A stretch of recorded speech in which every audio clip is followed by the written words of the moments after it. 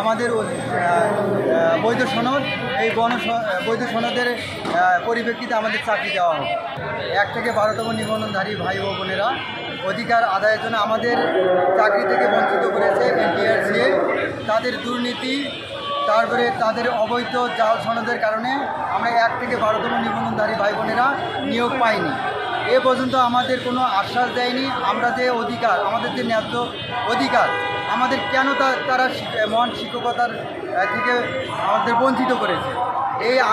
এই কারণে আমাদের অধিকার ফিরিয়ে নেওয়ার জন্য আমরা সচিবালয়ে এসেছি, আমাদের ন্যায্য অধিকার আদায়ের জন্য। আমরা যেন আমাদের ন্যায্য অধিকার এবং সনদের যে আমরা সনদ অর্জন করেছি, সনদের জন্য যেন আমাদের চাকরি দেয়। আমাদের বয়সের কোনো ফারাক ছিল না, আমাদের সনদের মেয়াদ ছিল আজীবন। 2018-র একটা প্রজ্ঞাপনে সুপ্রিম কোর্টের হাইকোর্ট রায়ে আমাদের সনদের মেয়াদ আজীবন ছিল, কিন্তু আমরা পরপর 3টা নিয়োগ বিজ্ঞপ্তিতে আমরা আবেদন করতে পারছিলাম, কিন্তু শেষের নিয়োগ বিজ্ঞপ্তিতে আমাদের ইন্ডেক্সের কারণে আমাদের নিয়োগ দেয়নি। এই কারণে আমরা আমাদের অধিকার আদায়ের জন্য আজকে সমবেত হয়েছি। 64টি জেলার 1 থেকে 12তম নিবন্ধনধারী ভাই বোনেরা এসেছে তাদের অধিকার আদায়ের জন্য, যেন তাদের চাকরি পায়। এবং আমরা দীর্ঘদিন থেকে সংগ্রাম আন্দোলন চালিয়ে গিয়েছি, কিন্তু এনটিআরসি কোনো কর্ণপাত করেনি। আমরা শাহবাগে 200 দিনের মতন আন্দোলন করেছি সেই ব্রিটিশ সরকারের আমলে, কিন্তু সেখানে দিবুমণি আমাদের শিক্ষামন্ত্রী ছিলেন, তিনি আমাদের অধিকারে কোনো কর্ণপাত করেনি।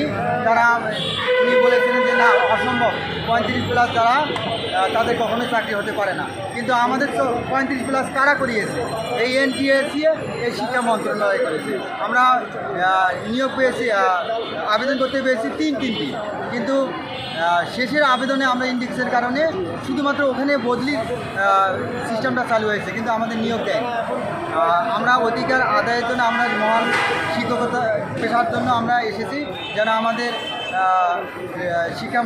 শিক্ষামন্ত্রী যিনি দায়িত্বে আছেন, উপদেষ্টা শিক্ষামন্ত্রী আছেন, যে এনটিআরসির ভারপ্রাপ্ত চেয়ারম্যান হয়েছেন, উনি আমাদের যে বিষয়টা বুঝবেন। এবং প্রধান উপদেষ্টার কাছে আকুল আবেদন, আমরা সাধারণ নিবন্ধনধারী, আমাদের পরিবার আছে, আমাদের আর কোনো করার কিছু নেই।